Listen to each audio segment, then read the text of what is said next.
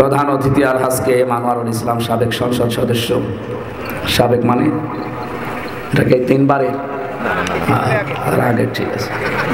এই তিনবারের হলে আপনি সাবেক লিখবেন না, কারণ সেটা চোর। সাল্লু আলাইহি ওয়া আলিহি। আলহামদুলিল্লাহ। চম্পাবিদ বাগে জান্নাত সালেহা মতাহার হাফিজিয়া মাদ্রাসা এতিমখানার উন্নয়ন কল্পে চারপাড়া, মথুরাপাড়া, মথুরাপুর, পৈলানপুর, বিশিপাড়া, দহপাড়া হাই স্কুল ময়দানে তাফসিরুল কোরআন মাহফিলের স্বনামধন্য সভাপতি আলহাজ রফিকুল আজিজ, প্রধান অতিথি আলহাজকে আনোয়ারুল ইসলাম, সাবেক সংসদ সদস্য। সাবেক মানে এটাকে তিনবারের আগে, ঠিক আছে। এই তিনবারের হলে আপনি সাবেক লিখবেন না, কারণ সেটা চোর। তিনবারে কারা ছিল? কারা? একদিন ছিল, সেই থাকো। এই তিন টার্মে যারা বিশেষ করে এমপি আর মন্ত্রী, এরা যদি সাবেক এমপি লেখে গোনা হবে, কারণ আমরা তো ভোট দেইনি। আপনি সাবেক লিখবেন কেন? মানে এতটুকু লিখতে পারেন যে সাবেক ডাকাত, সাবেক চোর। আসলেও তো একটা চোর, জেনে শুনে চুরিতে সমর্থন দিল। বলেন হুজুর অনেক একটা নিরীহ মানুষ। নিরীহ মানুষ মানে ওনার কি বিবেক নেই যে সারা দেশে চুরি করে 154 জন হয়ে গেল, আমি এর ভেতরে কি করে থাকি? তওবা করে ফিরে আসতে পারলো না। এই জন্য যারা ছিল সবগুলো চোর আর চোরের দোষ। এ মাহফিলে যারা আলোচনা রাখার কথা, মাওলানা রফিকুল ইসলাম এসেছে। উনি কিভাবে দাওয়াত দেন আপনারা? এই ধোঁকাবাজি করা, এগুলো ঠিক না। মানুষকে এভাবে কষ্ট দেওয়া। মাওলানা হোসেন মাহফুজ চুয়াডাঙ্গা, হাফেজ মাওলানা পারভেজ হোসেন, হাফেজ মাওলানা আমির হোসেন, আরও যত মানুষের নাম দিয়েছেন সবার জন্য দোয়া করছি, আল্লাহ যেন হায়াতে তাজ্জেবা সিহাতে করলে নসিব করেন, আমিন। কিন্তু এই মাহফিলটা আমারও তো এই সময় আসার কথা না। আপনারা এত রাত করবেন আমি জানিও না। এটা যদি মাগরিব থেকে এশা করে নিতেন অনেক ভালো হতো। এত রাত করাবেন কেন?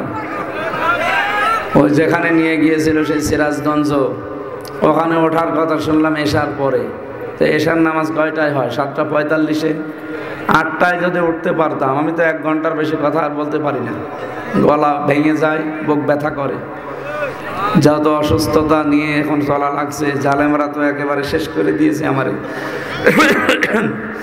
এই জন্য একদিনে একটা করলেই হয়, অথচ আজকে 3টা হয়ে গেল আপনাদের এটা নিয়ে। তো সেই হিসাবে ওনারা মাগরিব থেকে এশা একজনে তুলে দিত।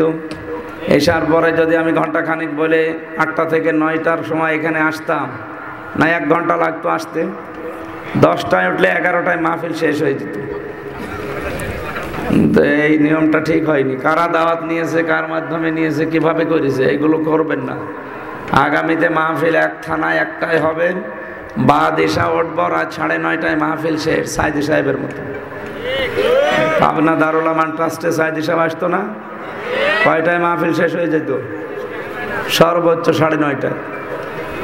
তো তার মতো এত বড় বক্তা যদি 9:30টায় শেষ হয়ে যায়, আমাদের সারা রাত করা লাগবে। কোন নিয়ম পেয়েছেন? এটা কি ইসলাম? ইসলামে বলছে তাড়াতাড়ি ঘুমিয়ে পড়ো এশার পরে, ফজরের নামাজ, তাহাজ্জুদের নামাজ। আর আপনারা সারা রাত এই পাবনা আর ওদিকে সাতক্ষীরা, এই 2 জেলা ছাড়া বাংলাদেশে আমার কোনো জায়গায় পাই না। প্রায় জায়গায় এখন রাত 11টার মাহফিল 12টায় শেষ হয়ে যায়। এখন আমি আস্তে আস্তে আরও কমিয়েছি। আগামী থেকে যারাই নেবেন, এটা যেহেতু রেকর্ড হচ্ছে, বারবার বলছি, যদি 8টা থেকে 10টায় এই নিয়ম মানতে পারেন আমারে দাওয়াত দিতে যাবেন, নয়তো আমার বাড়িতেও যাবেন না। আপনাদের দিকে তাকাতে গিয়ে আমি শেষে মরে যাব। এমনি আমার শরীর ভালো না, এটাই না আসাই ভালো ছিল, বাড়ি চলে গেলে ভালো হতো।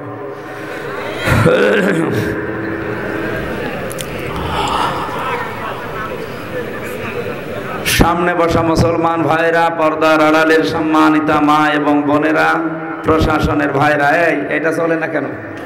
মাইক গলা কোথায়? এটা দুইটাই চালু করে দেন আর রিভাব দেন। আর রওশনের সাথে মতো ক্যান ক্যান করলে আপনার মাইকের খবর আছে।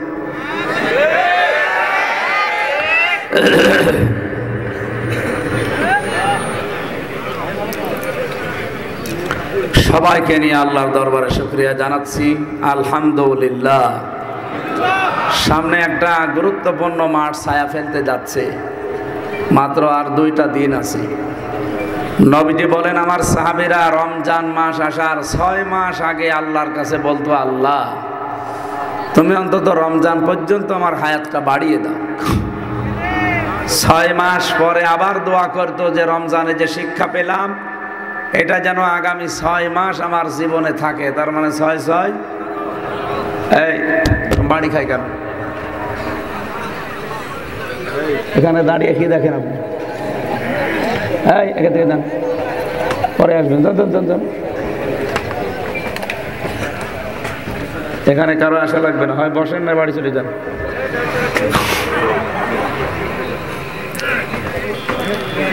তাহলে আমরা সাহাবীদের পদাঙ্ক যদি অনুসরণ করতে চাই, বলেন তো আমাদের ওই পথে এগিয়ে যাওয়া দরকার না? ওনারা 6 মাস আগে যদি রমজানের অপেক্ষা করতে পারে, আমরা মাত্র 2 দিন আছি, তাহলে কি প্রস্তুতি নেওয়া দরকার এখন থেকে? রমজানে অনেকগুলো প্রস্তুতি নেওয়া লাগে যে এই মাসে কত রকমের ইফতারি খাওয়া যায় নাকি?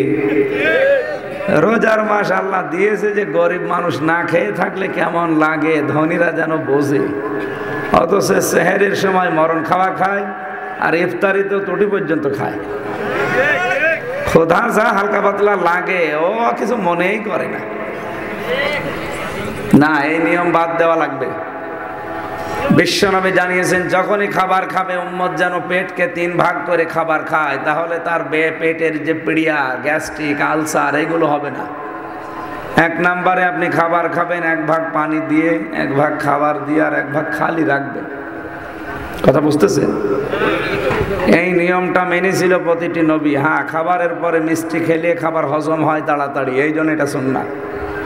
নবীজির প্রত্যেকটা কাজ বিজ্ঞানসম্মত। কিন্তু খাবার এমন বেশি করে খায়, হজম তো হওয়া লাগবে, আরো মিষ্টি চায়, তার মানে আরো খাবার চায়। না, এটা ঠিক না। দুনিয়াতে কোনো নবীর পেট বড় ছিল না, প্রত্যেকটা নবীর বুক বড় ছিল, পেট ছোট ছিল।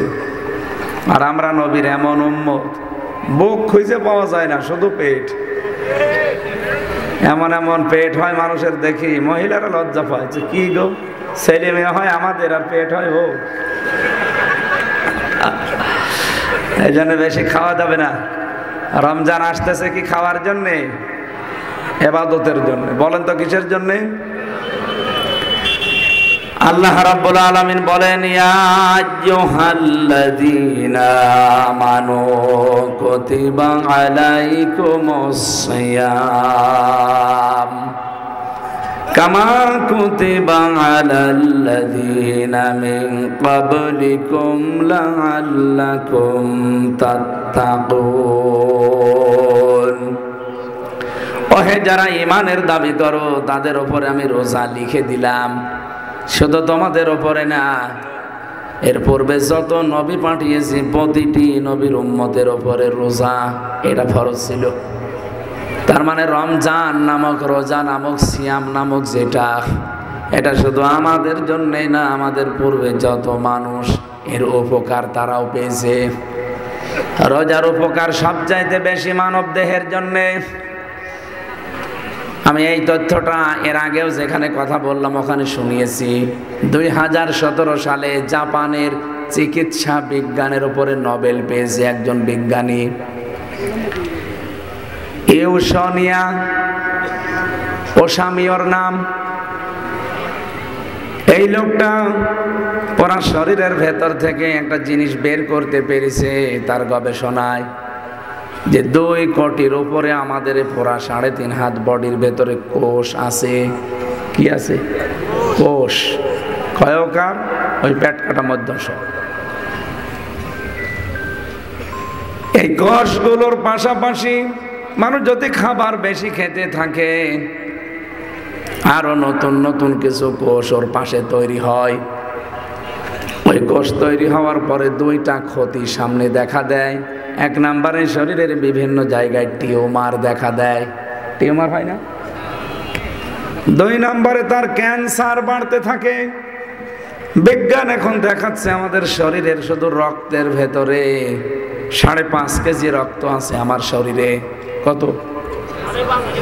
5.5 কেজি রক্ত মাথা থেকে পায়ের তালু পর্যন্ত চলতেছে।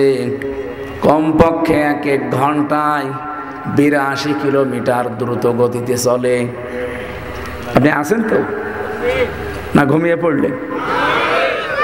যেহেতু আপনার কর্মের মানুষ, সারাদিন মাঠে ঘাটে বিভিন্ন জায়গায় কাজ করেছেন, এখন ঘুম আসা স্বাভাবিক। তারপরও অন্তত একটা ক্লাস নেওয়ার মতো 45 মিনিট জেগে থাকতে পারবেন না?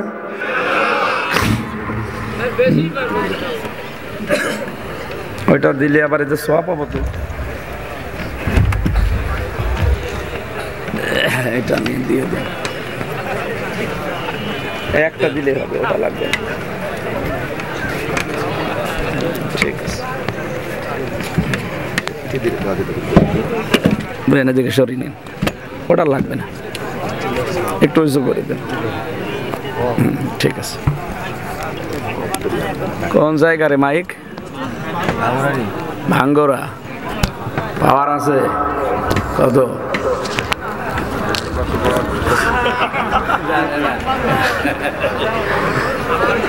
মাইক আলা জানে না, মানে ভালো করে মাইক কিনবে। মাইকটা ভালো আছে, খারাপ না। এই আওয়াজ হলে হবে, আর একটু থাকলে দেন বাড়িয়ে, আমার গলায় যেন চাপ না পড়ে। এই যে খাবারের কারণে যে কোষগুলো তৈরি হচ্ছে, এই বিজ্ঞানী জানাচ্ছে যে কেউ যদি বছরে 12 মাসে 30 দিন, 12 মাসে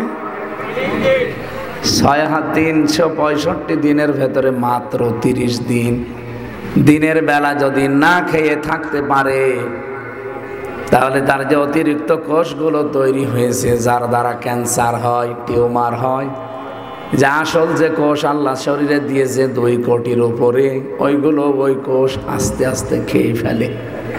30 দিন একাধারে না খেয়ে থাকতে পারলে একটা কোষ আর অতিরিক্ত থাকে না। সব আল্লাহ যেটা দিয়েছে ওইটা বাদে আর একটাও শরীরে থাকবে না। তার মানে ক্যান্সারের ঝুঁকিও কমে যাবে, টিউমার